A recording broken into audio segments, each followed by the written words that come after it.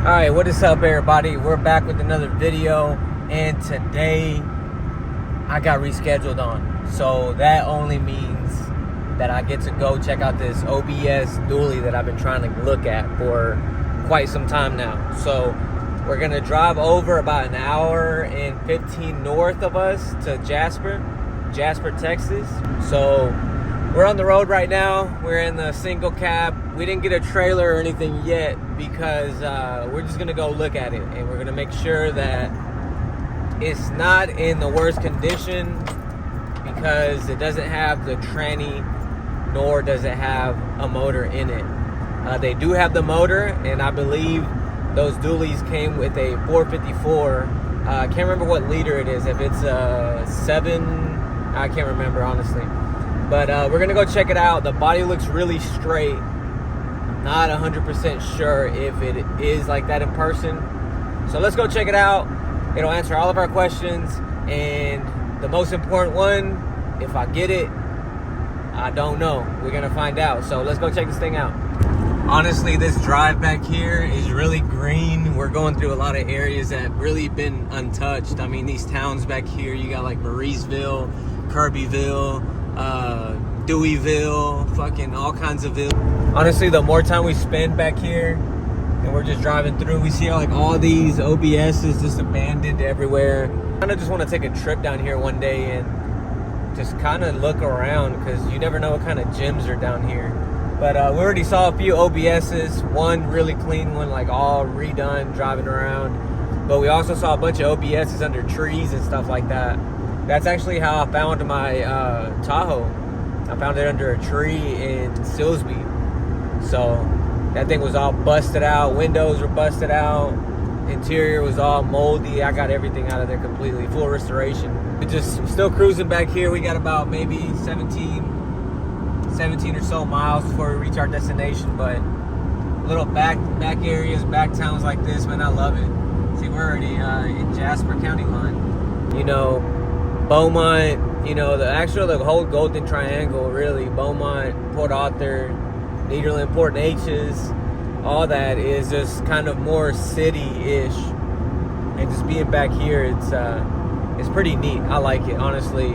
My ideal place to live would be somewhere like this, like middle of nowhere, tons of land, you know, maybe even dig out a pond, but that's future stuff, you know. But that's really my goal there, and I really want to make it happen. So don't be surprised later down the road you'll see me making all these videos in these back roads back here.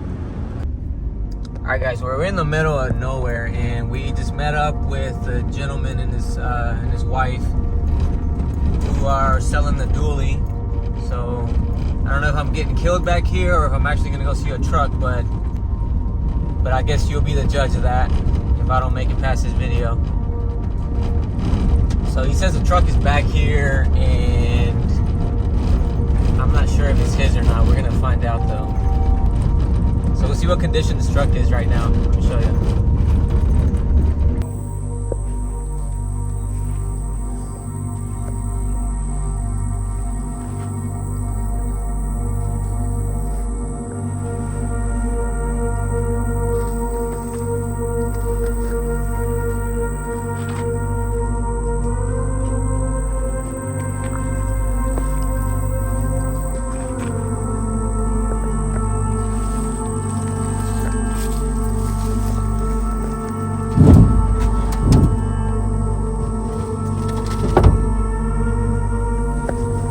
Alright, now pay attention to these handprints in the back here, because these things have a backstory that I will explain later on in this video.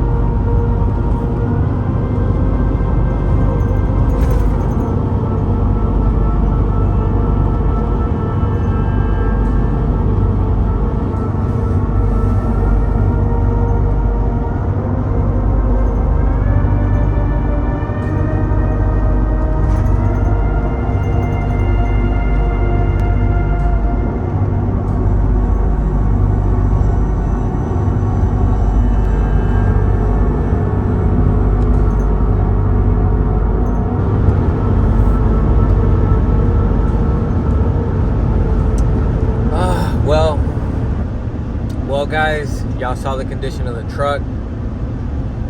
Honestly, it was a little bit more rough than what I thought it was gonna be. Talked to the guy, said he was willing to come down on price, because I did tell him that it was really rough. Like, you guys saw the rust hole in there. Interior probably housed, or is housing, about 6 rats in that mo. But something in me still wants to shoot him an offer. I don't know if it's something worth it. It needs a lot of work. Basically, the engine is a 454 like I thought it was. It's there, but the condition to him is unknown too. So it could have a head gasket blown. It could be a thrown rod. It could be something. Basically, regardless, the whole entire 454 would have to be broken apart, opened up, cleaned up, bored out, upgraded. The guy said both transmissions work, because there was 2 transmissions. One is a 4x4 transmission.